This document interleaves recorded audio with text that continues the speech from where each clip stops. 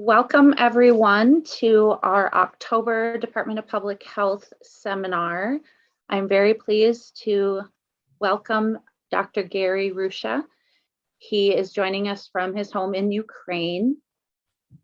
He has his PhD in agriculture from Mississippi State and is a retired senior operations officer for the World Bank Group in the agribusiness and rural development sector.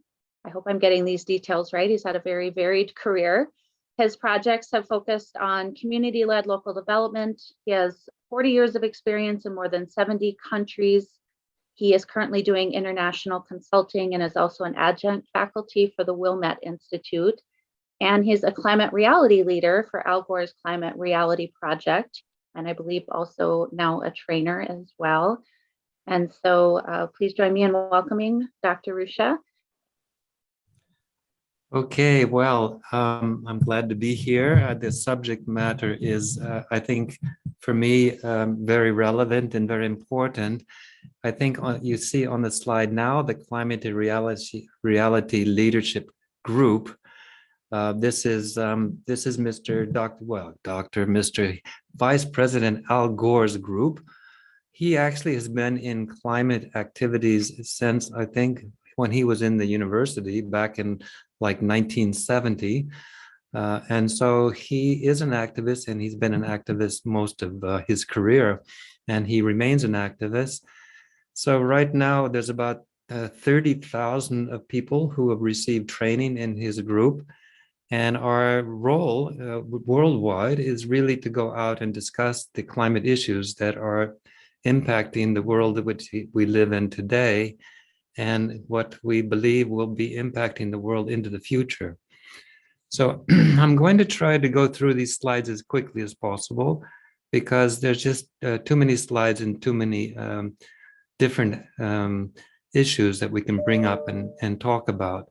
But I'm also certainly think that we should have some discussion. So I'm always ready to be interrupted, to have some discussion and that sort of thing. And I will try not to speak too much, so that there we go, so that we have enough time, to think about things. Well, everybody's probably knows that this is a picture from of our planet, and one of the things I want to say just to get started is that we human beings, I think we have need to learn, and we have been learning, particularly in these last years.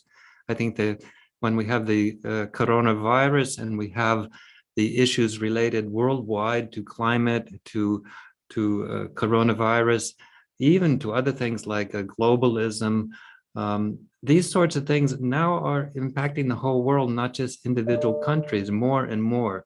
And we need to be able to see that. So essentially, I like to believe that we should talk about living in harmony on this planet. We are one people. This planet does have finite resources. There's a lot of research that's being done on the use of the planetary resources for the activities on the planet. And in fact, most of the research shows us that we're actually overusing the planetary resources. And so all of these things are relevant issues, I think, particularly for young people. And so that's why I think it's important that we talk as much as possible about this, and that the young people basically realize what is in front of them in the world. You might have heard here in Europe, in Sweden, there is a young girl, I guess she's now maybe 17 or 18, Greta Thunberg from Sweden. Actually, my parents were from Sweden, and so my grandfather came from Sweden, and my mother was born in the United States, but her father was from Sweden. But anyway, I think that the issues today should be oriented mostly on young people. I personally believe that they have to realize that the future is something that's going to impact their lives, and not in a small way. This Greta Thunberg, if you ever hear any of her videos on YouTube or something, she often talks directly to many presidents and leaders, and she more or less tells them that you people really need to understand that you are impacting in a negative way the future of young people like me. Well, if we want to talk about climate change, we can, but some people don't really look too much at the word climate change. So there's other ways to do it. One way is just let's look a little bit of data. Actually, I did this with my brother, who's kind of a fanatic, a believer in not climate change.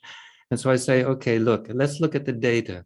The data will show you that actually, this is 1951 to 1980, will show you that actually we are beginning to see on the planet, shifts in the way we have temperature and baselines on temperature. And so what used to be average is now, moving more into, of course, warmer than average. And if we take it for the next one up and we look at 2010 to 2020, we see that it's even going further to the right. And so whatever we may want to say about the issue of the words climate change, certainly the data, and most of this comes from NASA and other activities, most of the data is very clear that the situation is changing within the planet, and we need to be able to understand that. So the extreme temperature events used to cover 0.1% of the land. Now they cover about 22.1%, and maybe they're still going up, which is not a very good thing to talk about, really, because it doesn't sound very happy. And so let's look at just a little bit more data that's so clear cut that I think we can just look at it and say, well, look at what happens on the right and look at what's happened on the left. Actually, right in the middle is when I was born. So 1950, 1970 is when I left the United States. 1970 was, to me, a different America than the 2021, 22 now. I see so many changes that have taken place in the economy and even in agricultural sector, where I was trained, in the land-grant universities in the United States. So, so many things have been changing, and I often wondered, are really people aware of the changes that are taking place? And so that was the land temperatures. Now, if we look at the ocean temperatures, we see, another type of graphic very similar. So we see that this change came and it's been growing and it continues to grow, and we really don't know. I don't think anybody really knows where this is going to go in the coming year. But we are beginning to see, of course, various issues, problems and crises that have been created during this period. And we're looking in the bottom, on the top right, from, let's say, 1990 and above. So just looking at ocean temperatures, because this is always, all of us seem to, know and listen to the news reports about the hurricanes and things that are impacting the southern and southeast part of the United States and the east coast of the United States. So many of them are hitting and doing damage in ways that we've never seen such damage before. And again, what we're really saying here is that the water temperatures have gotten warmer, and these water temperatures have impacted on the evapotranspiration and the amount of moisture in the air, and of course the activities and the movement of these hurricanes, through the Gulf and into the southern part of the United States. And so there's a lot of data about this. We can go and look at it and bring it out and show it. But basically, we need to understand here, I think, something is going on that's very significant, and we really need to pay attention to it. And of course, we just go to Lake Charles in Louisiana in this particular picture, the strongest recorded hurricane ever to strike Louisiana. This just rips the place apart. I mean, in ways that we never would have believed, a number of years ago, just absolutely rips the place apart. And in Charlotte, North Carolina, and I was a faculty member at North Carolina State. I was on the extension service there in North Carolina for 3 years in between some of my trips overseas. And we just see that, you know, the rainfall that's coming into the East Coast of the United States and is causing floods, it's causing problems, and even killing people. You know, this is quite amazing, and nobody really kind of anticipates that this is coming. And of course, I think most of us heard about this one in 2019 in the Bahamas. It was a hurricane that just came and just sat on top of the Bahamas for 40 hours here, it says, and just cleaned it, just wiped it, almost like, you know, cleaned it from top to bottom. There was, you know, everything was destroyed. And these sorts of things are taking place.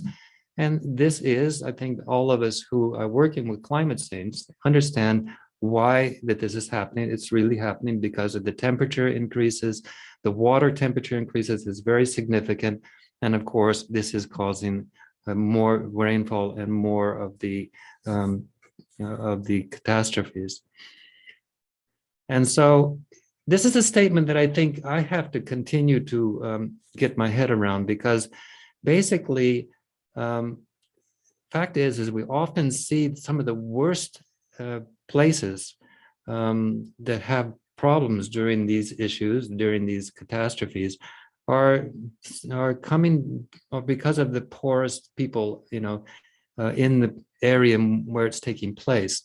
And of course, this is something that comes from Pope Francis, you know, here in of course, Europe. But essentially, why is it that the poorest get the worst part of many of these, incidents that take place? And I think it's something we all need to think a little bit more about. But often you can see it in the data. Often it's because the neighborhoods in which the poorest families are living, they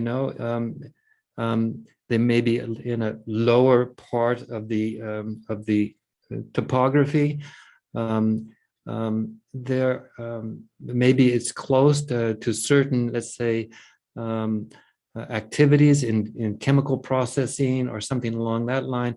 So where they live is really the reason often why they get hit hardest than some in other groups, in some of these environmental issues. So again, just going back to say warmer air can hold a lot more water vapor. That's the key. When each additional 1 degree Celsius of temperature, water vapor increases by 7%. And so these things are impacting, of course, what's happening, in the world, in the United States, in North Dakota, in California, wherever. If I were to come to Europe, I'll show a few pictures later. But essentially, because of this temperature increase and the vapor that's being generated, we get larger downpours. And this is a picture. It's kind of immediately when I look at this picture, I said, oh, this must be some kind of a joke. It looks like an atomic bomb. But actually, it's what people begin to call a rain bomb or something like that. This is actually rain falling in ways in which, we did not see it happening before. So floods, extreme rainfall events, 4 times more often than in 1980. Just go over to Kentucky, we can take a look. This was an area that probably has never flooded. And now we see that it is flooding. And then we can continue to move to oh my goodness, here we are in North Dakota. North Dakota on one side, Minnesota on the other, and of course the Red River between. And well, the Red River is being impacted from time to time by increasing rainfall. And when it becomes impacted, as you can see, it obviously overflows its banks and floods. So we are seeing these kinds of events taking place, not just in the southeast of the United States, but they are happening in different places around the world. I put this in about China because even though probably we know that China is suffering from these kinds of problems, But it's also because I just wanted to say, China is often being characterized in the world as being, like the economy that's going to be number one in the world. No more will it be the United States, it will be China. That I don't think as a lot of people are in agreement with, precisely because they have climate issues that they face. They have flooding issues. They have issues that the glaciers that provide this water that flow down into China are melting and becoming smaller and less significant with every passing year. And we are sure that this is going to impact on China and how it's able to proceed, into the future. Ukraine, that's where I'm at. Well, we have, of course, the same issues. I mean, all over Europe, we have these issues of rainfall that we never had, we've never seen before. It is coming, it is causing communities to flood.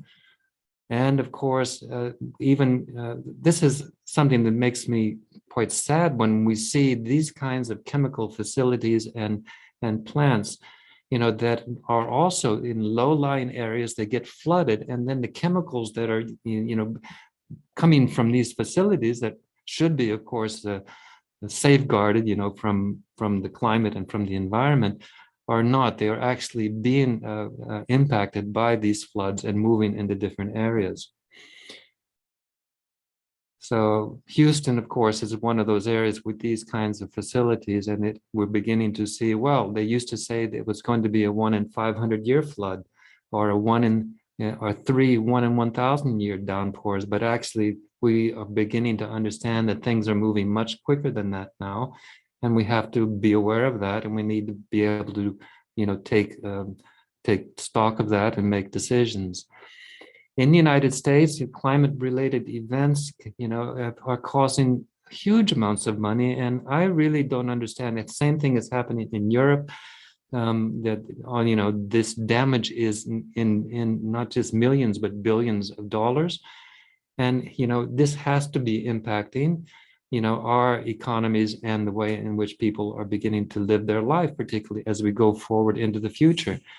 Maybe I often meet with young people and talk with them about life and about the existential events that are taking place.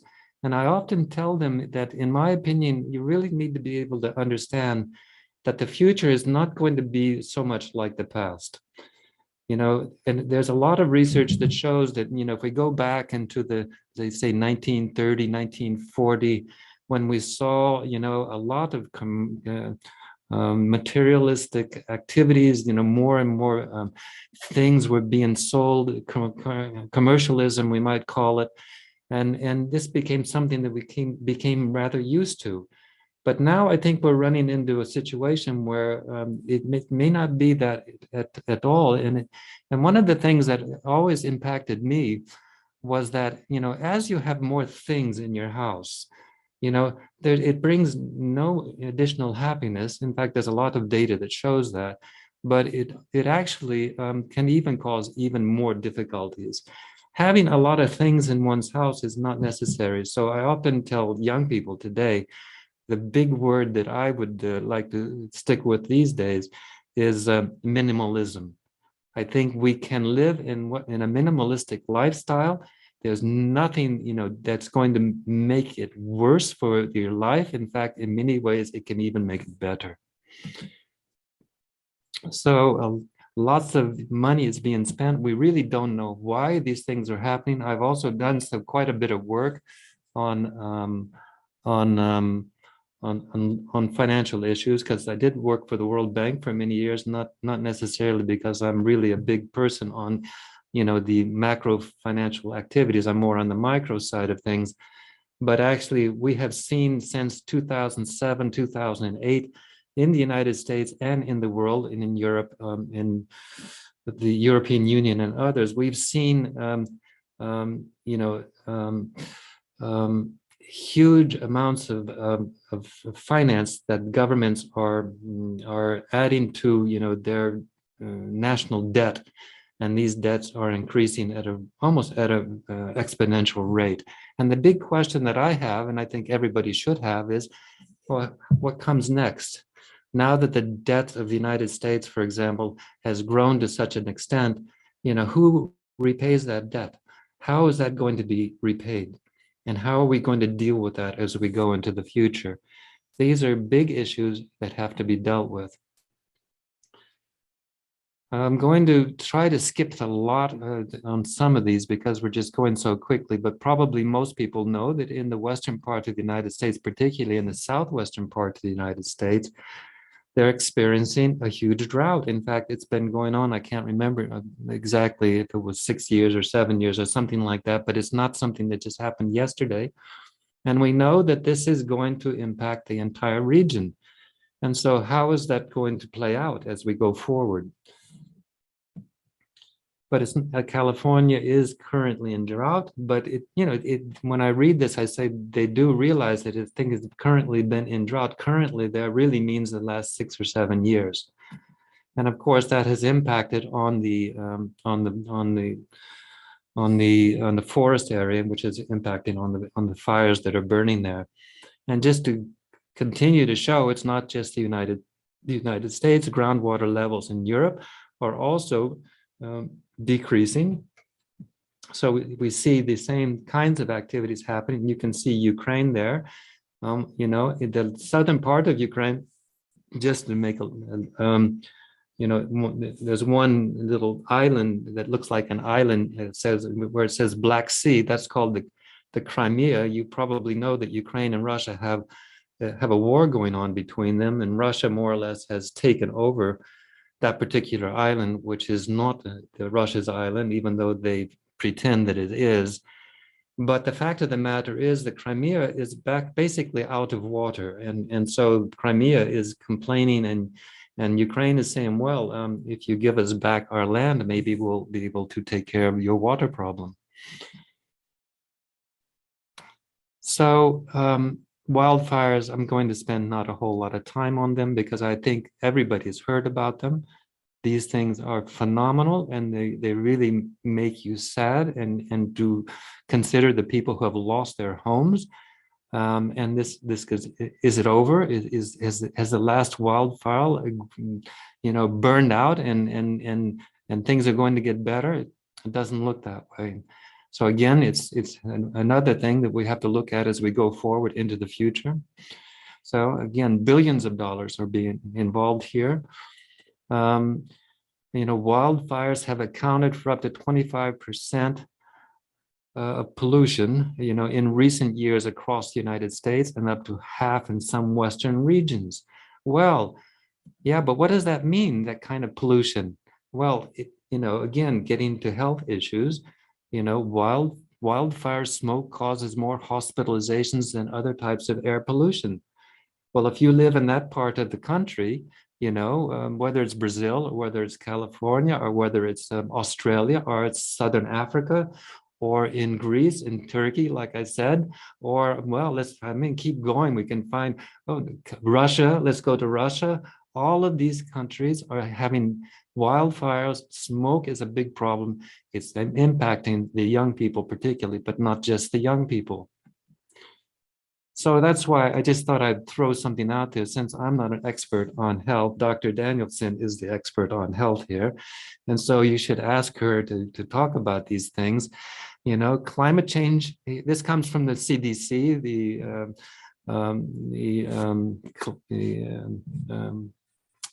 health for the government. Climate change influences human health. Health threats intensifying, threats are emerging.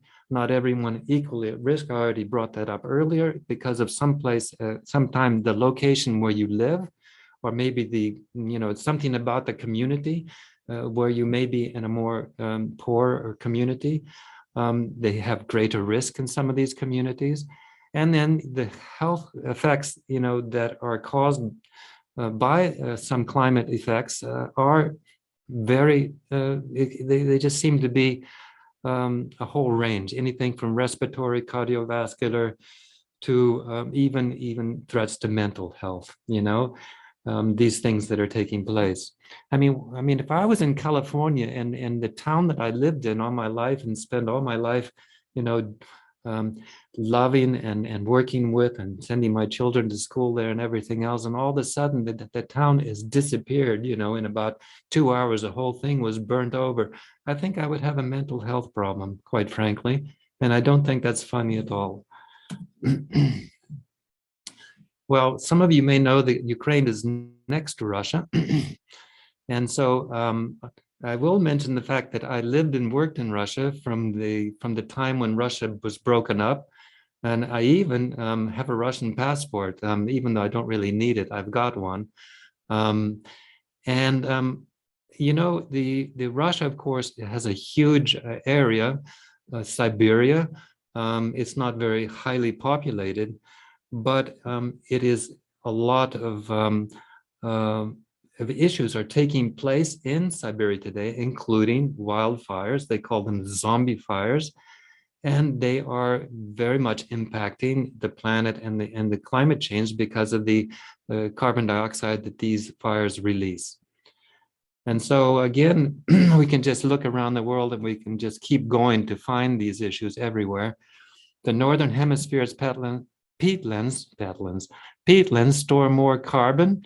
What happened? Hello. And the Northern Hemisphere peatlands store more carbon than all the world's rainforests combined. So, you know, people who talk about, okay, well, Brazil, what about Brazil?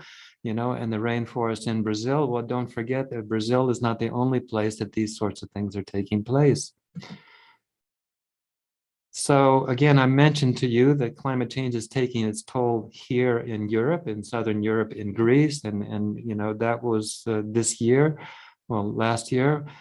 And this I think is a particularly important slide because I believe it's true. Climate change will likely lead to food and water shortages, pandemic disease, disputes over refugees and resources, and destruction by natural disasters in regions across the globe. You know, so gee, I mean, I cannot imagine really that this is not a factual statement. These sorts of things are going to happen. In fact, I'll give you some examples of that. Maybe we all know that water is an issue, not a planetary issue, and it's impacting many of the world's population. And the research will show you that it's up to 40% of the world's population really does have issues in terms of water. Ice melt in the Himalayas. This is impacting floods.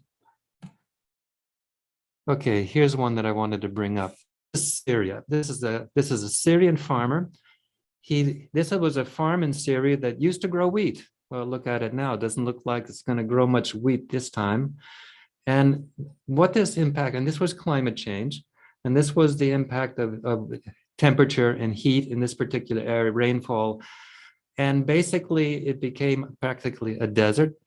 And people had to move out of these regions in Syria into other regions. And this caused a lot of social disturbances within Syria, and which, by the way, started a kind of internal civil wars within Syria, and a huge number of migrants that tried to escape Syria because they didn't have any food, they didn't have any place to live. And then they tried to get into Europe. And so actually large numbers of this is really a true picture of people that are you know, trying to leave Syria and move into Europe. Of course, that's a big problem for Europe. What does Europeans do with all of these? And some of the countries like Hungary says, oh no, we're not people. And the UK said, oh, look at those people. We have to get out of the EU. Let's no longer be a part of the BU. And they started what we call Brexit here, and it's no longer part of the EU. And so, you know, these issues, it's not just Syria. For example, much of Africa, we see Africans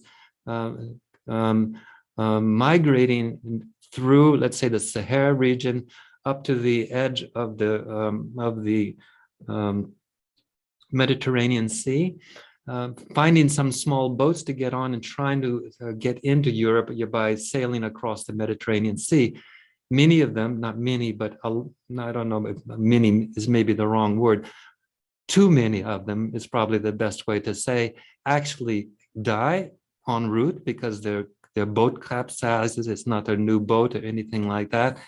But the fact of the matter is that migrations are beginning in a big way, and these migrations are directly related, I think, to climate change, water issues, and the like. So in the future, the climate in a large part of the Middle East, countries like Syria, Iraq, Iran, and North Africa should render some regions uninhabitable, and sure increase the pressures to migrate. I did a job last year for the United Nations in Iraq, and I can tell you that it's quite difficult even for people who are trying to do some active work in a country like Iraq to recognize the problems that they have and how difficult they're going to be to solve them in the current situation. I can mention more about it if anybody wants to hear about it. The world could see up to 1 billion climate migrants. I think that's probably something that could even be an underestimate. And so what happens to these migrants? How are we going to deal with them? We all know people who have in the United States, those of us who watch the United States from Europe know that there's a lot of immigrants coming, up through Mexico and trying to get into the United States. But part of the reason for that is drought affected areas, in Central America. They don't have enough food. They can't continue to live. And so they say, well, I can't live here. I got to find someplace else to live. And they try to move to someplace like the United States where they can find a life and live. But I always also have read quite a bit that a lot of Central America is also impacted by the drug trade. So much of the drug trade goes through Central America and impacts the populations that are living there. So again, how do these problems get solved? I don't think we can just say, oh, well, we can just kind of forget about it and build a wall on the border, like President Trump said. I don't think that's going to solve anything. The problems are just going to continue to increase until we find a better way to solve some of these issues. And personally, I believe that there are better ways to do so. I did mention that the northern region of Siberia, is where you have permafrost, and this permafrost is now melting. I don't think any of the scientists believed this was going to take place about 15 years ago. Now we're seeing heat in those regions that has never been there before. The permafrost is melting, the carbon dioxide is being released, and so we begin to see fires burning in those regions that are causing all kinds of problems and will continue to cause problems, as we go into the future. I won't spend too much time talking about this, but we do know that there are air streams, air passages, and that they are changing. They're not looking like they were earlier, let's say 20, 30 years ago. They're moving in different directions, and they're even, causing changes in weather patterns, snowstorms, blast of Arctic air. In fact, if we look at this particular picture, we see something that we've never seen before, where Arctic air went all the way down into Oklahoma and to Texas, causing a huge amount of problems at that point in time. But I do see North Dakota right in the middle of that group in that air. So, this is something that has been identified by the scientists as resulting in these kind of circulation patterns from climate change. And so again, what is going to be taken care of, as we go forward into the future? Food supply. I'm an agronomist. That's my business. I've always worked for small and medium enterprises in the world. I started in Haiti, of all places. Then I worked in 17 countries in Europe. Then I worked in about 5 or 6 countries in Southeast Asia. And then someone said, Gary, did you know that the Soviet Union was breaking up? Maybe you want to go to Moscow and work there and see what you can do there. I said, Moscow? We're allowed to go to Moscow? I thought that was someplace, that the border was closed and But that was in 1990, 1991. And so I did move to the Soviet Union, and I've been in the ex-Soviet Union since that time. But if we look at food surpluses and deficits around the world, we see North America and South America look pretty good. Eastern Europe, something looks bad, part of it looks good. The part that looks good is probably Ukraine. And by the way, I worked here on agriculture in Ukraine. Maybe I can take, a very, very tiny, part of that is some of the work that I was involved in.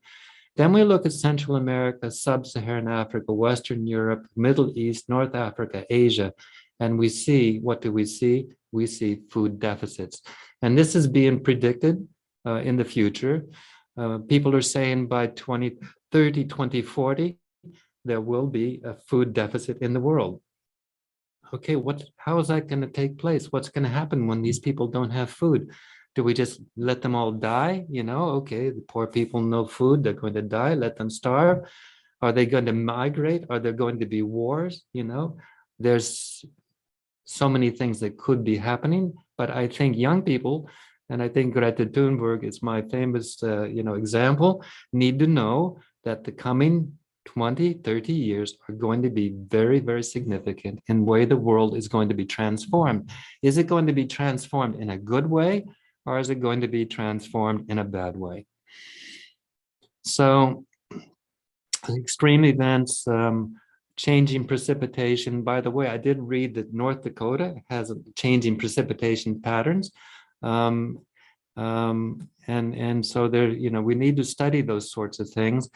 How does it affect food production? Well, there's lots of different ways it can affect food production. We won't go into too many of them. I'd rather, again, save some time for questions and things. But certainly, we just don't recognize what's been happening because of heat, but not only because of heat. And I'm going to basically, I'm going to say something in a few minutes, but when I get to that slide, but there may be a threshold of global warming beyond which current agricultural practices can no longer support large human civilizations. This is IPCC back in 2014. Most of you know COP26 is about a week from now, in the first week of November. It's going to be held in Scotland. And my particular belief is that there's going to be quite a bit of activism. I mean, maybe even some violent activism, because there are so many groups right now that are watching, the impacts of the different countries around the world and how that is impacting their countries. For example, I've been involved in a group called Catalyst 2030, which includes, I think, literally over 100 different small organizations, usually for small and medium production for producers and that sort of thing. I was involved. I saw things called a Food Systems Game Changers Lab, where again, dozens of people in Asia and in Africa were actually meeting together and trying to figure out how they're going to try to impact, the way the world is producing food today, which is not benefiting them. There was also a global People's Summit on food systems. There's so many of these activities taking place around the world right now by small and medium producers and NGOs and non-government organizations that I think is going to make a big impact, and I'd be curious to see what is going to happen in a couple of weeks' time in Scotland, at the IPCC, at the COP26 event that's going to take place, where the countries of the world come together to discuss how they're going to deal with climate change. By the way, they did this, didn't they, about 5 or 8 years ago? And the end result of what they did was they signed a document of which President Trump threw away, but President Biden took it back, and essentially did not live up to the promises that they made at that time. So now I think a lot of these organizations are going to be in Scotland during the COP26 saying, this time, will you please kindly live up to the promises that you make about the future of our planet? storms, floods, food systems. Pacific Junction, Iowa, there it is on a nice day. There it is when a flood hits it. You know, again, these things are happening on a large way. Then we can go to, again, crop damage in Iowa. I think this crop damage came from, I think, some kind of a severe windstorm, damaged or destroyed 10 million acres of crops in Iowa. It was the most expensive single thunderstorm event in US history. I mean, that kind of blows my mind to listen to that sort of stuff. But now here we come to North Dakota. There's a movie. Yeah, I don't know any of you people have at all go to see Netflix, but if you have not seen the movie Kiss the Ground, yeah, on Netflix, please go and see it, because this is a really interesting movie. First of all, it's because one of the guys in the movie was a guy who worked for the Soil Conservation Service when he was a young man. I worked in the soil conservation when I was a young man, so I said, oh, that's great. So this is some guy who's going to be like me, but actually he's so much better than me. He's doing so much good work. But anyway, in the work, he actually ran across a person in Brown's Ranch, on the western side of North Dakota, just east of Bismarck. And he's in that movie all the time. And basically, they're working to solve problems in a natural, sustainable way, improving soil health. It's a priority. No-till farming has been practiced.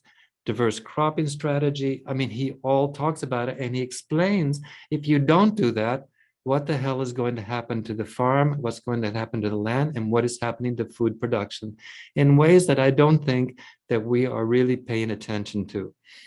But it's a really good movie. I can talk more about it, but to be quite honest with it, probably much more fun and interesting if you go to Netflix or you listen to it wherever it can be looked at. Or even better, go to Brown's Ranch and go talk to the guy yourself out in Bismarck. That's what I would do. So this Dr. Ruscha, I did put a link to the Kiss the Ground movie, and Karenza Short mentioned that the book is good as well. I did want to let you know you had one question. You were talking about, population. There's a question from Paul Jensen. What is your opinion about contraception as means to limit the growth in populations? What do you think of the predictions? I think of Professor Hans Rosling's predictions for population growth. He has a link to a TED Talk there. But thoughts on population growth and how to limit that? Okay, it's great, and it's absolutely correct. By the way, when I was working in India and in South Asia, at that point in time is what we might call the end of the Green Revolution. You know, we were all scientists. We said these people in India and other parts of the world didn't have enough food to eat. We're going to help them to grow food. We're going to do new varieties. We're going to get them, we're going to improve the production practices with fertilizers and other sorts of things. And we were going to really be good people and help them. Well, we thought we were going to do that, but we made one slight and actually major miscalculation that becomes apparent now. In order to be able to really control population growth, we can talk about whether or not contraception is an issue or not. I'll be happy to talk about my opinion about it, but let's talk first about the education of women and the empowerment of women in societies. This is the major problem, in my opinion, why population growth is growing in certain parts of the world, like Africa, like India, and is not growing in other places of the world, like the United States and like Europe. I mean, is the United States population growing because people are having more children? Well, it's mostly due to migrations, right? But I think in Europe, it's the population is not growing. The only way it grows is by the migrations into Europe. And we see the same thing happening in Ukraine, by the way, in Russia, by the way. Actually, Ukraine is going down. So in a world where women are equal, let's say they have the right education, they have the right equality in the marriage and in the society, They don't tend to have so many children. It drops down to what, something like 1.6, 1.7, 1.8 per family, which is more or less, a steady state on population with no real growth. But when you have a country like India or like many places in Africa where the women are not being educated, they're working night and day on the farm and other places, they're having more and more children. And by the way, in the last 50 years, I've worked in 17 countries in Africa, don't forget.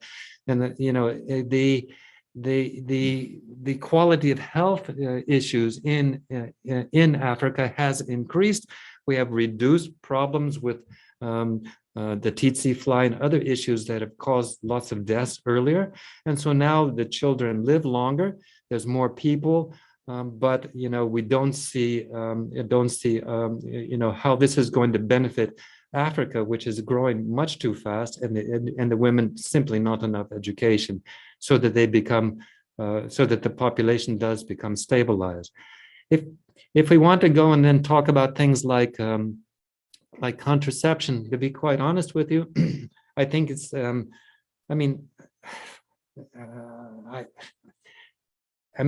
can give my opinion. Some people who belong to one religion or another have opinions about it. Oh, we shouldn't do that. To have abortions is not good. There are other opinions who believe that abortions are necessary for the benefit of families and societies. I believe that this is an issue that needs to be dealt with in a way that we can all live with. But the main issue, I think, is creating situations where we have better equality between men and women and better education worldwide. And then I think the population growth is going to slow down. We do know, I do think I have a graph somewhere, I don't know if I'll show it or not, but the population growth was estimated to go from, I think, the current 8 up to about 10. But these days, people are saying, no, it looks like there's going to be a downturn, and it's not going to be quite so much. And I think the main reason is something like the education of women and the issues of climate change that are causing problems. But but there's probably different ideas about this.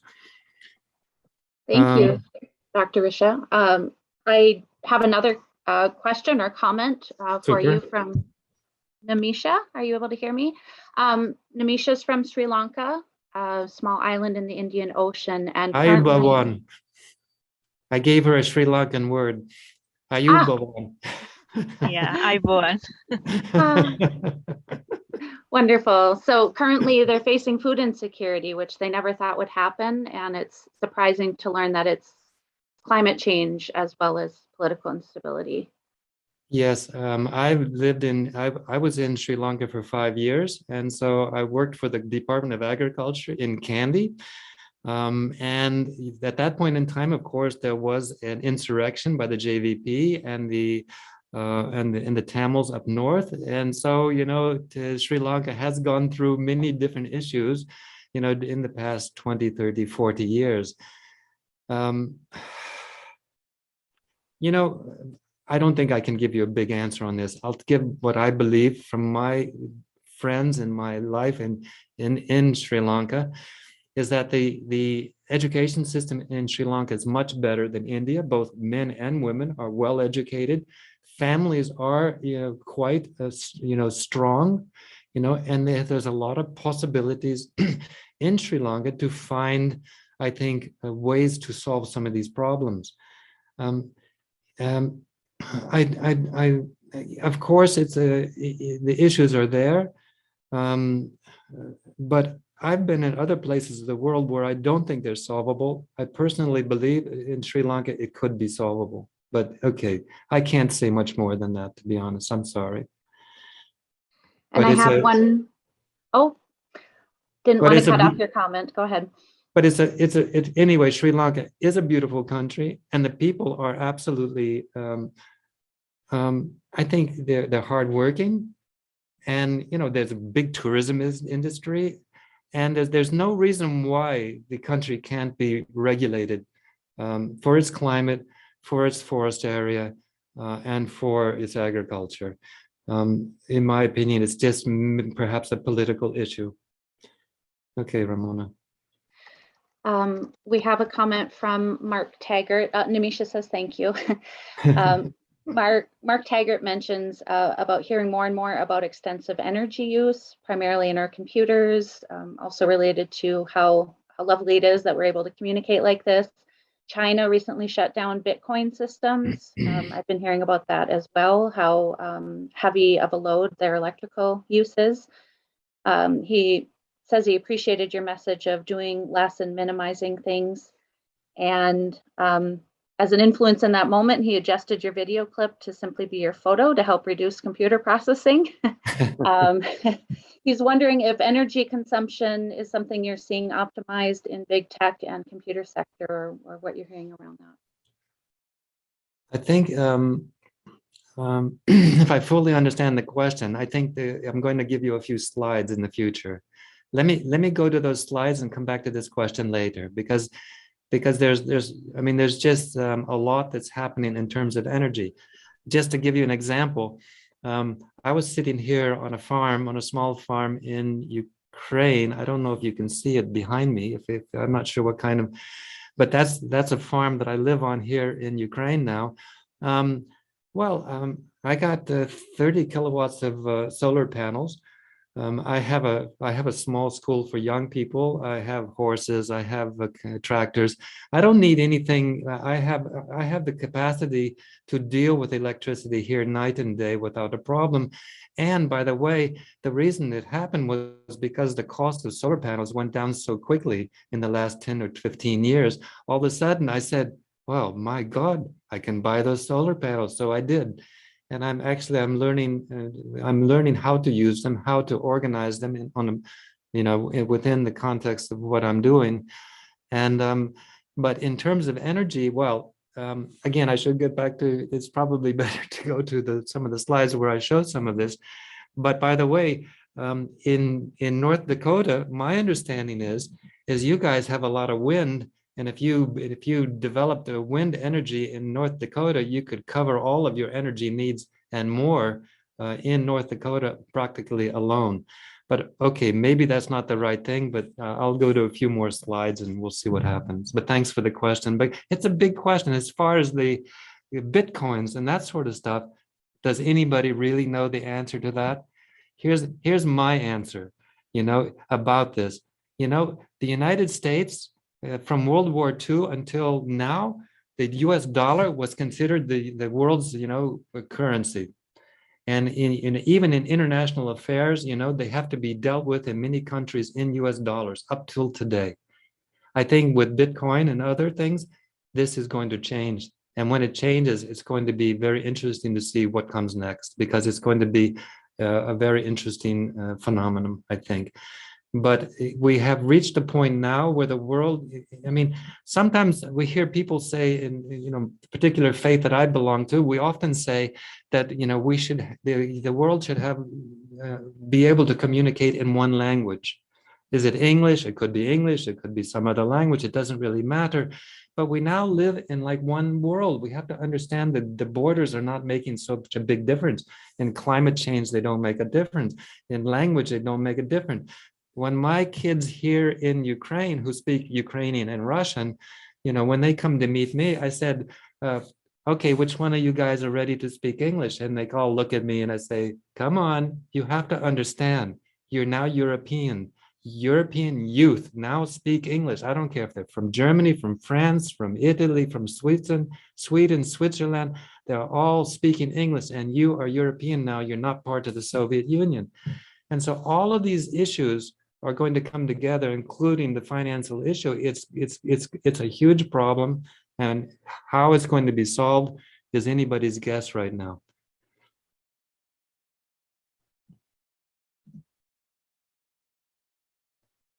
So I'm just going to go through a few more. Of course, organic farming. And here I'm going to say this quickly because maybe, I don't know if any of you have heard of a Dr. Liz, I can't pronounce her name, Carlisle, whatever.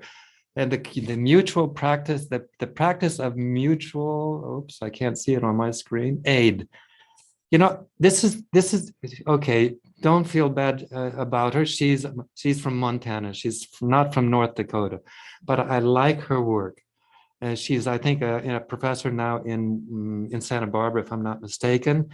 And I just think that she has a lot of good ideas that are relevant to climate change and to what's happening in the context of soils and economy. But she talks about exposure to cooperatives, which helped farmers to get better prices for their grain by marketing their harvest collectively.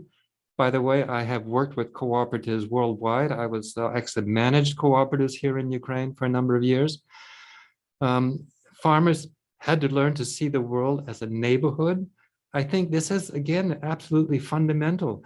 I mean, I have lived in different countries around the world, but I honestly cannot say that if a person is Chinese or Sri Lankan or Indian or Native American, are they any different than me as a human being?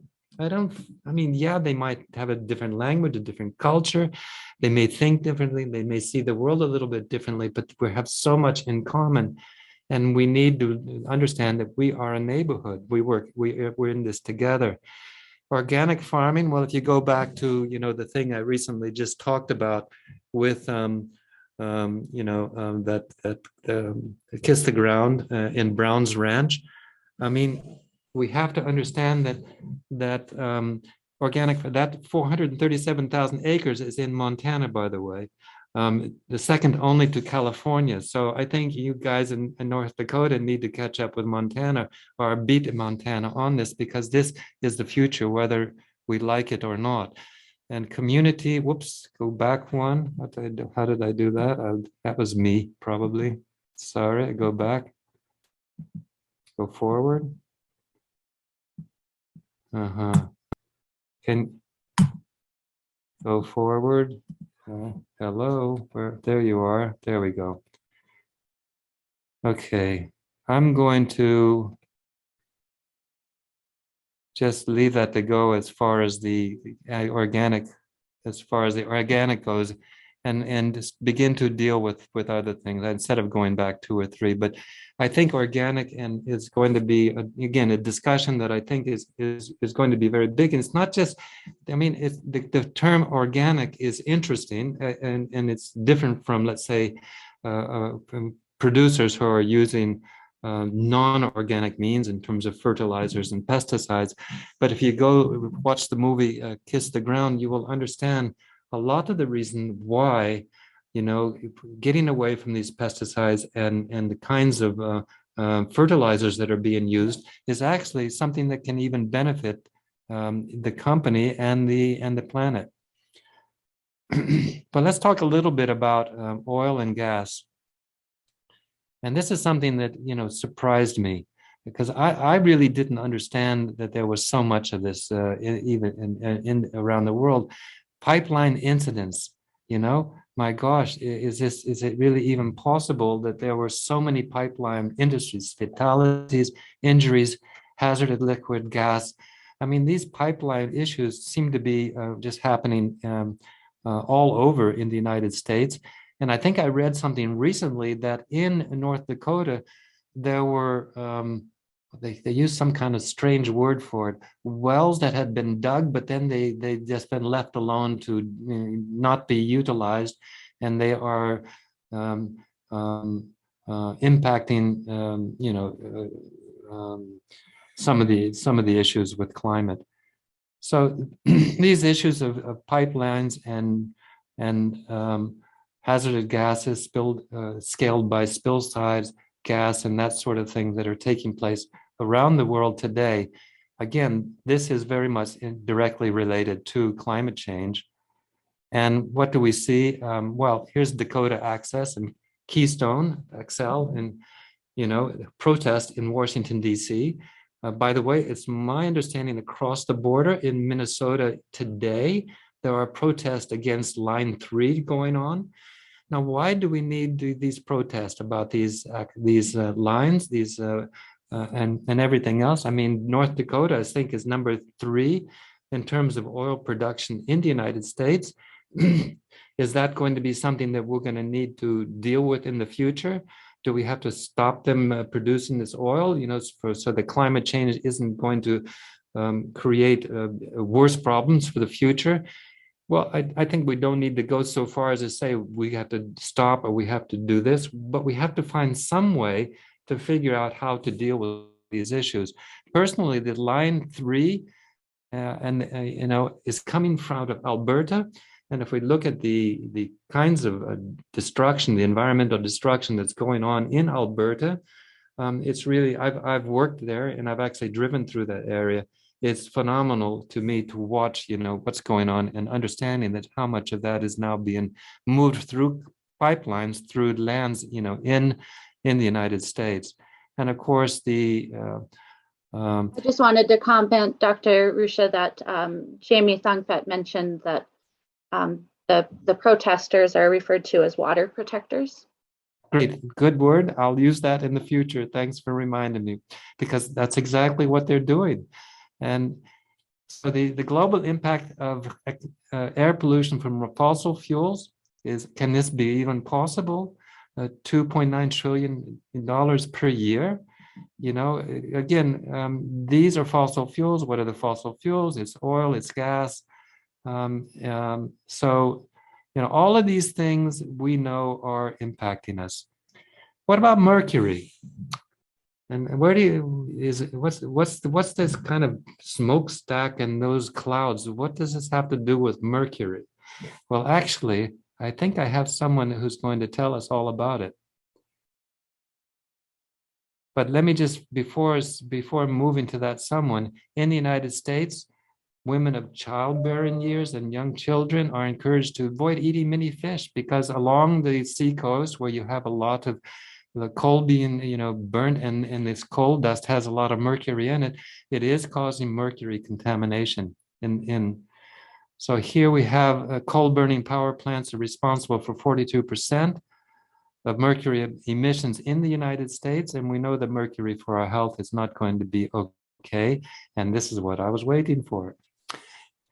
I know Carenza is in the area, and I met her and talked to her a few days ago. And I thought, does she have a few minutes that she can talk a little bit about what she's been doing in carbon sequestration and CO2 emissions in North Dakota, and other kinds of very interesting things. And I also hope that she mentions a little bit about some of the Indian reservations that are in North Dakota.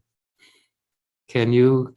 Absolutely, yeah. So some of the stuff that I've kind of been involved with is I'm working with biochar for carbon sequestration for mitigating the impacts of climate change. So one of the big things about the project that I'm working on for my graduate research is that it goes above and beyond the carbon neutral mitigations that we usually have, which just means we're not using any carbon, but we're not necessarily sequestering any of it. So my project works on stuff that does carbon sequestration, which means it's actually carbon negative. So we're removing carbon from the atmosphere. There's projects in North Dakota currently, like Project Tundra, which essentially is just a cover for a coal plant. They're not really sequestering or, making it carbon negative by any means. They're just trying to neutralize their own emissions for their own coal plant. But of course, they're kind of like streamline it, looking like it's a great green energy type initiative when it's truly not. And I'm sure Paul could mention more on that. There is a coal-fired power plant at NDSU. Most of us know about that. And actually, the coal ash dump site is directly next to a drainage ditch that leads right into the Red River. So there are many reasons to be against the coal at NDSU. It doesn't actually come from North Dakota. Our coal isn't even promoting our own economy. It's coming from Montana and Wyoming. So I had a petition going. This is pre-COVID, of course. That kind of got put on the back burner when that kind of stuff happened. We were supposed to be submitting it on Earth Day, but then we were all removed from campus. So there's definitely a lot of things. I think even NDSU is as a college could be doing, or a university system could be doing, to try to promote a lot of these things. And I feel like they're lacking in a lot of departments. And I know Gary and I had talked about it too. I said one of the biggest things about it was that I'm in land management. My degree is in natural resource management.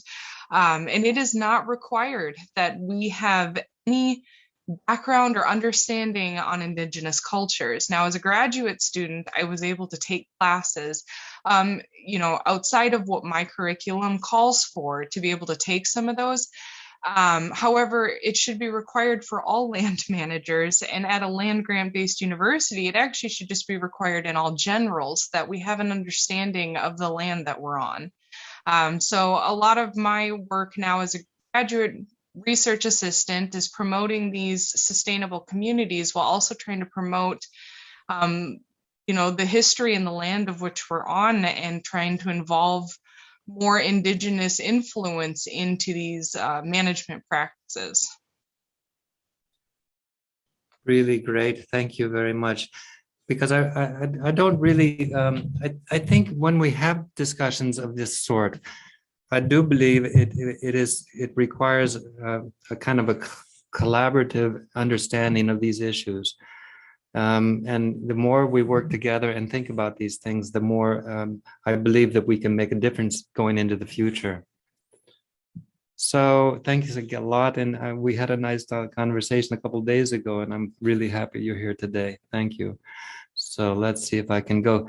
Okay, I don't know if any of you know why these guys are here, but it has to, I put this on here because the question is, the coronavirus, did it originate with bats in China?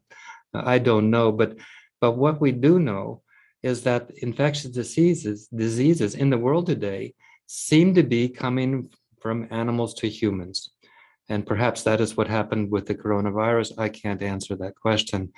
But one thing I can say is what seems to be pretty obvious is, as we use up more and more of the land surface for agriculture, we put it into row crops or whatever. We are actually reducing the environmental possibility for animals and other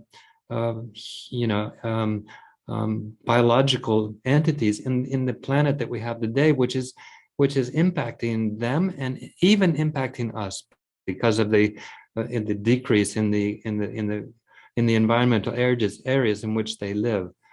So I just wanted to make that point, is that we want to be able to live in a society that understands that we need to work towards environmental awareness and improvement on a day-to-day basis.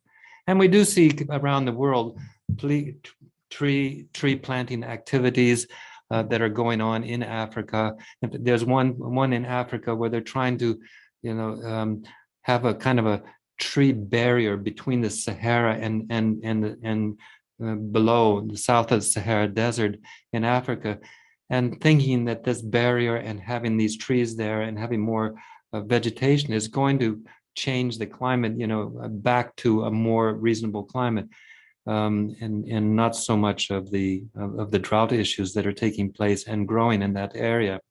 So deforestation also brings us into contact with more potential pandemic diseases. Again, there's just so many issues about this that we need to be able to deal with. The World Economic Forum, again, launched a global initiative to plant 1 trillion trees. This is being done in different places around the world. Here in Europe, it's being done. It's not being done enough. And sometimes they plant and a year later they die. But one way or the other, this needs to be done when we look forward to be able to deal with the issues that are coming in the next 20 to 30 years, anywhere in the world, actually. Dr. Ruscha, if I can let you know that there's another question. Yes. This is from Paul Jensen. He says the world currently measures itself through the use of gross domestic product, GDP, to improve on the evaluation of economy and quality of life in any country. The genuine progress indicators have been developed, GPI, but it seems difficult to implement. He's wondering your opinion on that subject, being that you've worked with the World Bank. Why are the GPIs not being better promoted and applied? The GDPs, there is a lot of research, and I've actually even made some videos for young people. If you look at GDP in the world today, as well as population growth in the world today, and you put them together and you look at them from a scientific point of view, again, we come back to the issues of the the overutilization of planetary resources. I mean, when we hear politicians, in my humble opinion, saying that we need GDP growth from 2 to 3 to 4 or whatever, and we see population growth taking place, we put these two things together, we know we are actually overutilizing the capacities of the planet by this consumerism, by producing products that we may or may not need. And even if we go even farther, we can even see that in some places in the United States, I've been reading, again, I sit here outside of the United States for almost 40 years, but I can't help but not read what's going on in California and around the world, around the United States. We even read now that it's difficult in the United States, for families to have enough income to be able to pay mortgages, to be able to pay rents, to have enough money to pay for medicines and everything else. So essentially, the idea that economic growth, is in and of itself going to be beneficial to the future is a big question by most scientists would disagree with. In fact, it's the other way around. It's going to cause us for additional problems. We have to find some way to reorient the way we are living and maybe reducing, going back again to minimalism, what I talked about a little bit earlier, and finding ways in which we can survive in this planet, in a way that's more beneficial to each of us as individuals and to our families and to our lives and to our health and everything else. So that's really, I mean, this is a big subject. I think I'll leave it at that, but if you want to add another statement, you can try, but I'm not sure I can say much more. Well, I'd like to follow up. Have you heard from your experience with the World Bank or sort of that sector, if there is a discussion of looking at GPIs or some other measure of I don't know, quality of life, I guess? Okay, well, let's talk about the World Bank. And when in the first 20, 25 years when I was with the World Bank, I thought differently of the World Bank than I did the last 20 years. And I'll give you the reason for that. I think when the World Bank was created after World War II, along with the IMF, along with other agencies, this was something really wonderful for the world and for the planet, I think. And I can tell you that all the people that I ever worked with are really all activists. They want to do good for the world. They want to do good for the countries in which we're working and for the people. But you have to remember that the World Bank is governed by a body that's, I think, more or less being dominated by, I think, 5 or 6 different countries, including the United States. And my personal opinion is that they are not, they are following a pathway that is not as good for the future as they should. So we do find lots of people that are actually criticizing the World Bank these days. And to be honest with you, I'm not going to fight with them, because I also believe that certain activities within the World Bank, I'll give an example here in Ukraine. In Ukraine, I was here to work for small and medium farmers, not with corporate agriculture. Guess what happened? Okay, we started off good. After the breakup of the Soviet Union, we started up okay. We were doing quite a lot of work with the small and medium, but then we saw that there was a moratorium on the sale of land. All the land from the cooperative farms was given to Ukrainians who worked on these farms, like my wife and my wife's family, right? But then these rich people came and started leasing these lands.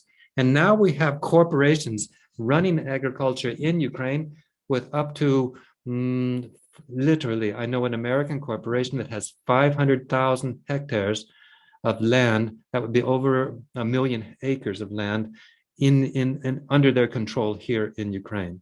And of course, they're producing fast. They're selling it, on the international markets. Bassett Bayer, Syngenta, all of those big ones, they've come here. They're really kind of taking over the country. But the big question is that really the way in which we should have gone? No, the World Bank ended up supporting these larger ones here in Ukraine. And even though I was helping banks in Ukraine to try to find financial capacities for the development of small and medium farmers, we never succeeded. The only thing I did succeed with is, creating some lectures and some, some of how small and medium could be developed here in Ukraine, but actually it never really developed because these large corporations took over in the last 10 to 15 years. And I do think the World Bank actually supported and helped them. Maybe they didn't do it purposely, but certainly the way that they organized and did it, they ended up not benefiting Ukraine like it should have been benefited.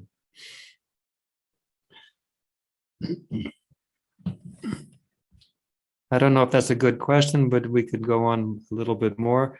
The vast majority of carbon reserves are unburnable. Okay, now we're going to try to, oops, I did that, I'm sorry. Dr. Ruscha, I just wanted to let you know we have about 15 minutes left. I think it's wonderful. We've been taking questions as we go.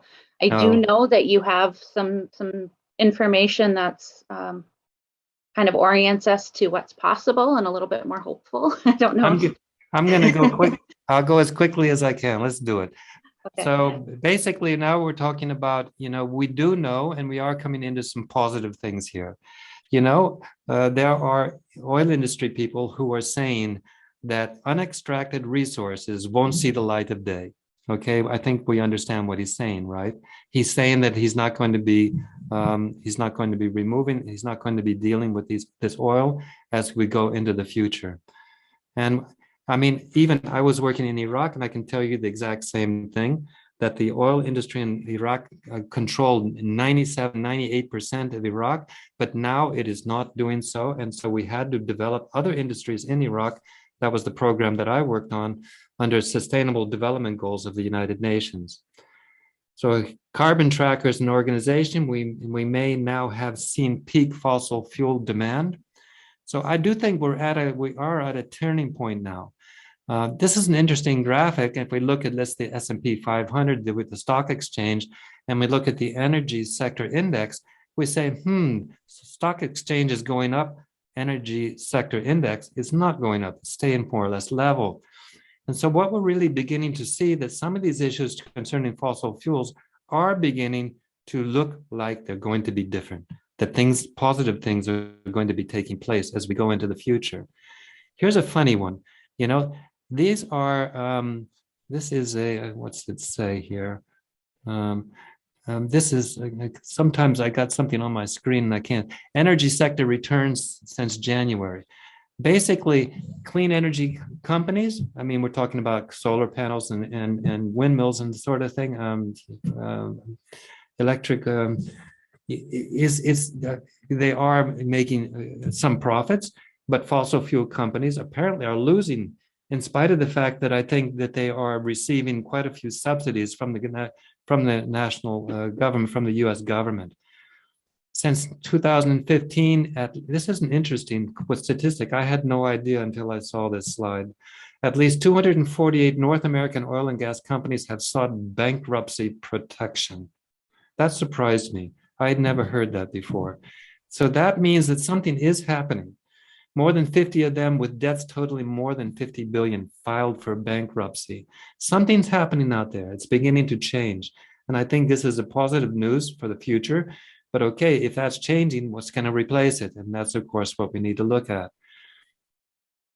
So again, looking at the different groups, around the world. So we're beginning to see that these groups are, and beginning to have write-downs in terms of their finances and everything else in the beginning to do things differently. It's not just like some people are saying, oh, some of these companies are just saying that and they're just lying to us. But no, I think actually not. I think they're actually making some readjustments because they see what's coming. Shell pronounced that its total oil production peaked in 2019. So again, we're beginning to see some changes here. Shale oil companies, by the way, you have shale oil in western North Dakota, at least that's what I read. The value of the assets are being written down. Again, okay, something's happening with shale oil, which is good if you ask me. That's a good thing for the future. And then, according to the IMF, the International Monetary Fund, which, by the way, helped Ukraine after the Russians started a war here, the oil-rich countries in the Middle East risk losing their 2 trillion wealth by 2034. My goodness, what is going to happen to the people in the Middle East? You know, Iraq, where I was working, Syria, you know, Iran, you know, if this is, do people understand that these things are big things on the horizon and they're changing? So again, what is going to take the place of that? Well, you know, coal is something that is a big activity in North Dakota, and it had to be. I mean, coal was a big activity all over the United States, all over the world. In China, it's still a big activity, but we are seeing that things are changing. That there are a lot of coal companies are actually being proposed, but then they're not being. The proposal doesn't go through because people understand there are other alternatives now. And many existing plants are being retired. This is happening all over the United States and the rest of the world. This is happening in Ukraine. This is happening in Germany. This is happening all of the EU right now. There's plenty of data about this. So we're seeing U.S. coal plants and plants in other parts of the world. You know, for the issues of climate change, they need to go out. Particularly here in Ukraine. We all would like to see them go out.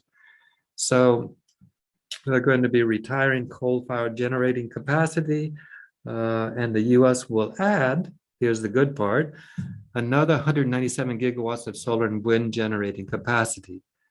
You know, so these things are happening. One is going down, the other's coming up. Sounds pretty good to me. Yeah, let's see if we can make that keep going in the right direction, right? And here's another graphic showing that. And this is an interesting graphic because it shows, you know, the coal that goes up and up and up until 2000, 2010 and starts dropping after 2010. And then we see the renewables like solar panels and wind, and we see it growing up and we see them cross over right about today. Isn't that amazing? And that really should give some people some hope for the future, because I think it's important that we understand that that's happening in a good way. It's not just bad things happening all the time. So constantly decline in the use of coal for electricity generation in the U.S.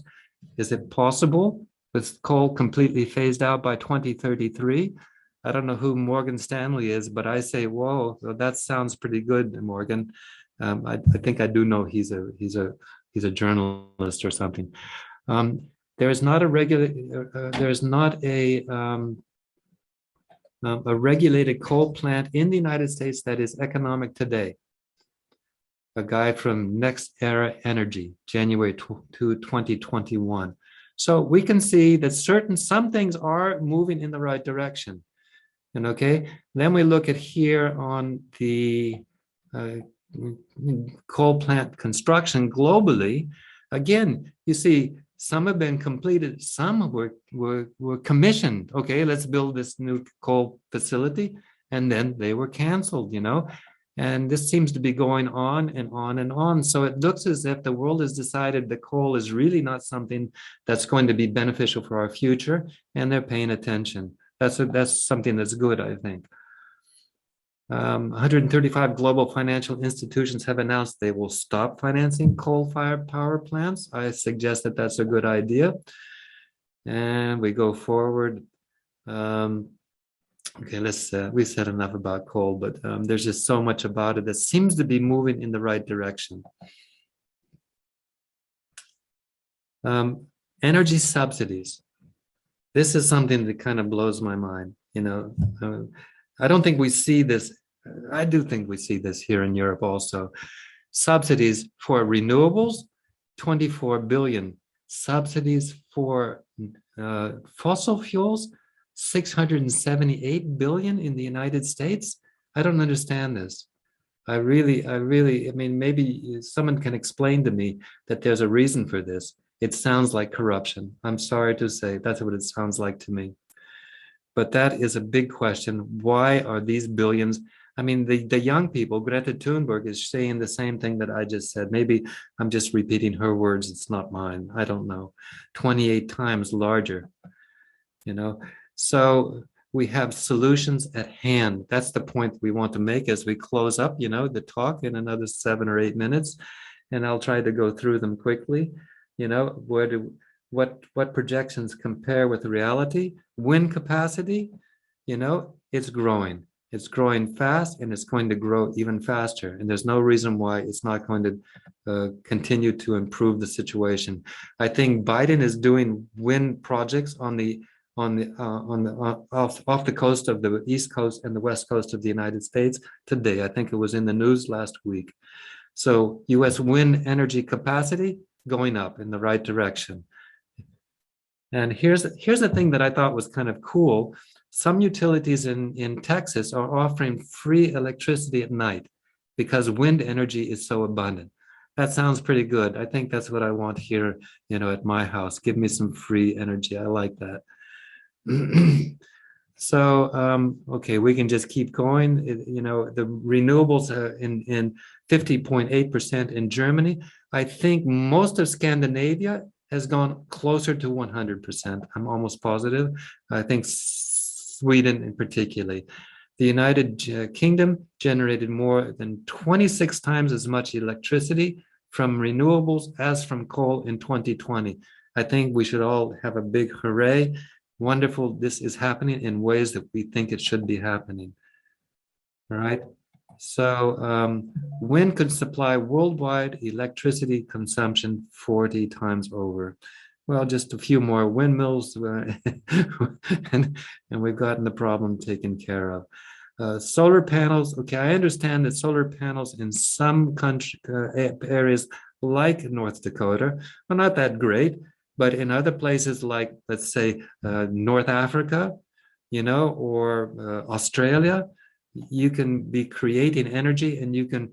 I saw a project where Australia creates a huge solar energy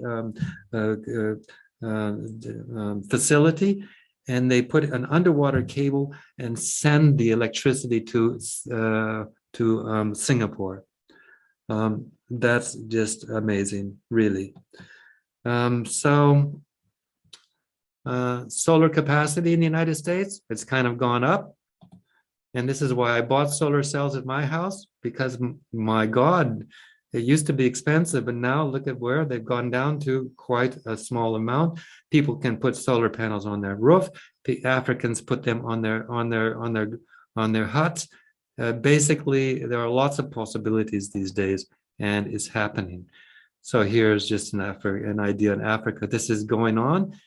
They can be bought. They're not very expensive. You can run your house on it. You can run small computers on it, and you can begin to develop your businesses in some areas of Africa that are not well covered by electricity. Renewable energy made up almost 90% of new electricity capacity added in 2020. Fossil fuels, renewables, same graphic as we saw earlier. That's the way we'd like to see it go. Let the fossil fuels go down, let the renewables go up, obviously. 10.3 billion cell phone connections. Well, okay, every one of us probably has a cell phone, but Africa, believe it or not, didn't have any phones at all until recently. But when these cell phones came out, all of a sudden, Africans were able to get them because the cost would drop, the quality improved, and you know, when you didn't have a landline, then you could put up some of these towers, and then all of a sudden we see something like this happening. And what we see in many countries in Africa have now farmers and people working and living in rural areas and in areas that don't have well-connected, let's say, landlands. All of a sudden, not only do they have a telephone they can talk, but they can get weather information on their telephone. They can get information about their markets, you know, for selling. Insurance, whatever it is, it's all possible these days, and it's going to grow ever more than that. We know that the sun that hits the earth is enough really to fill all the energy capacity of the planet. And so that's why we believe that this is something that can be dealt with as we go to the future. But now let's quickly go to cars. So here we have fuel efficient fossil cars and electric cars, and guess what? We have another crossing point. And what we're seeing is this is going to be happening in Europe. We're seeing these electric cars are beginning to be bought. The diesel fuel and the gasoline fuel cars are declining. In fact, here in Ukraine, it's kind of a bad thing that all the people in Germany who can't drive by law their diesel powered cars, they're selling them to us here in Ukraine where we can still use them. And I'm saying, well, thank you very much for selling us your car, but that's not going to help us. That's just creating us problems. So electric vehicles will reach price parity, if they haven't already reached price parity. Dr. Ruscha, we have 2 minutes left. I think I really appreciate the examples of how things are shifting and how there's places that are, really have embraced and are doing terrific. I was wondering, we had in our title the concept of climate activism and acting locally. Would you be able to conclude with just some thoughts on what we're able to do as individuals, or what you would suggest that we do sort of within our own spheres of influence? Okay, it's great. Thank you. Right. And you're right. I should have spent more time on that. Essentially, that's what I call myself as an Al Gore climate activist. What does it mean? It means, one, we educate young people, just like I'm doing all of these slides and stuff. I've got this, I have like 500 slides. And by the way, I'm training another, let's say 28 people in this region.